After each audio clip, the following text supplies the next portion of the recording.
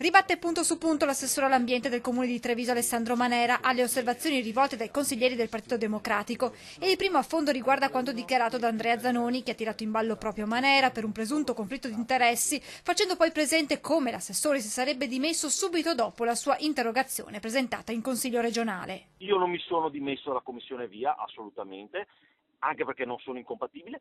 Ho lasciato il gruppo di lavoro riguardante l'aeroporto che nel periodo in cui io sono stato, da quando io sono diventato assessore, non si è mai riunito in riferimento all'aeroporto. Non voterò in caso si dovesse votare in commissione VIA regionale in riferimento all'aeroporto.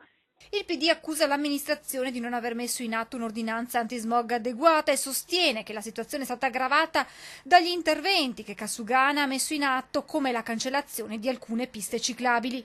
Manera replica tirando in ballo il piano di opere pubbliche di Kasugana, Che porterà alla realizzazione di piste ciclabili vere. Diciamo che le piste ciclabili a cui loro fanno riferimento, come quelle di Viale Montegrappa, diciamo non sono le piste ciclabili a cui noi tendiamo e che vogliamo realizzare, perché sono solo degli sgorbi per la nostra città. Per quanto riguarda la denuncia che il PD intende presentare in Commissione europea nei confronti del comune, l'assessore replica così.